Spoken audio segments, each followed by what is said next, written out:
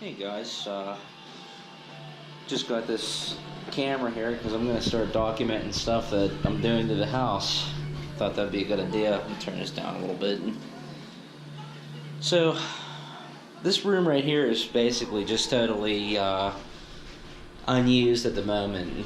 Whenever we got the house, it had like a shelf there, and that's just a temporary workbench. There was a shelf over there too, and I took them out because I think this room would be perfect to have like a utility room, basically to put the furnace in here and put the hot water tank, stuff like that. So right now, I'll give you a little tour right now. You can see the basement here. Of course, the dog's gone crazy. That's what the setup is now. It's not very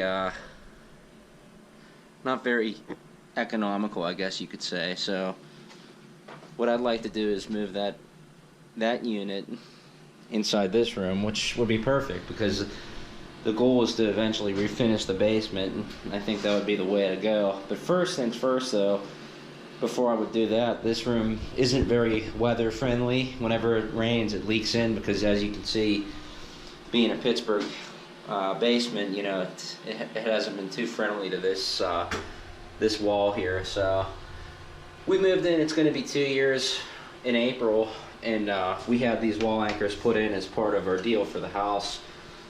But ever since then, I've been tightening them a little bit every season, and the wall hasn't moved at all. So, but as you can see here, here's the spots that I've already done. What I'm going to have to do is just cut this old mortar out here and put new fresh mortar in here, just like that. That way no more water can leak in. There is a French drain here, but with the severity of this wall, you know, water's going to come in anyways. You can actually see a joint here that I haven't done, and you can actually see water. It's been raining and snowing outside, so just to give you an idea, it's still leaking in. So, but at least this will divert it down. It'll at least, you know, take the path of least resistance and go down through the cinder block as opposed to outside the cracked mortar joints. So, but the goal is to get this all sealed up just like that, and eventually put some studs in here, insulate it, and be able to make this a utility room. And that way we can redo this down here. So it's a lot of work, but I definitely think it's the way to go. So yeah, I'm gonna get started on the work here, and we'll get back to you guys soon.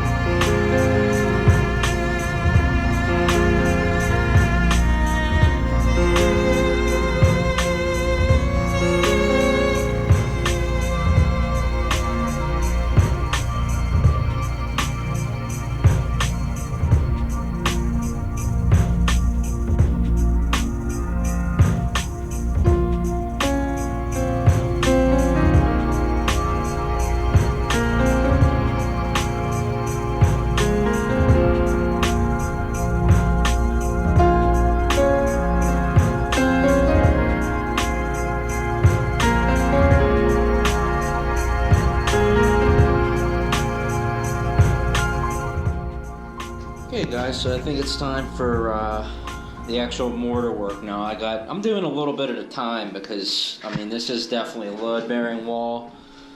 So is this one, and you know, I don't want to carve too much mortar out at one time, so I'm going to just do some joints at a time, and then you know, patch in a little bit there, wait till that dries, and then go back in. So here's what we got this time. Some of the joints came out really easily. You can tell it was a different type of mortar, but some joints, I mean, you can see right there and right there, somebody's definitely been in here before. They've used a harder mortar. It's still cracked, so I had to do something. But one way or another, though, I'm not going to try to hammer the hell out of that because I don't want to crack the block. So, but yeah, I think that's a good description of what's going on here. But the whole wall, eventually, I want it to be like a new wall, basically. So that's the plan. And I guess we'll get started with the mortar work. That's one thing too. I got this type N mortar mix. I don't know. I've asked multiple people their opinions on the different kinds of mortars, and I've done some research on it. I got this kind initially to do another project around the house, and that's what I started using with this. But I'm going to switch to type S, which is the stucco application, but it is stronger though from what I've read. And this wall does have dirt behind it, so I think we're going to want to get whatever has the strongest holding power per PSI, so that's going to be the plan. First time you ever mix on type S, so we'll see how that goes. I know different kinds have different mixability and everything else, so that's the plan, and we're gonna give it a go.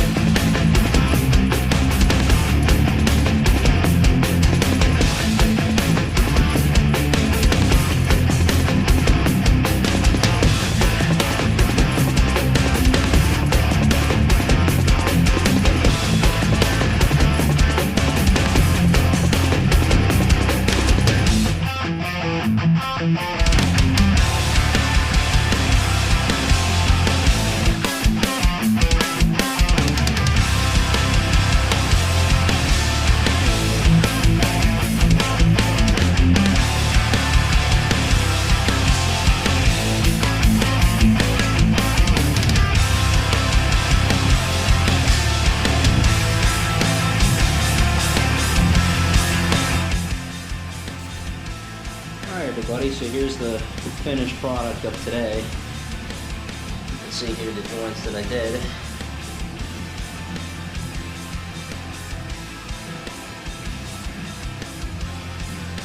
Not the prettiest things in the world, but as long as no water's coming in, I'm a happy guy. That's the plan.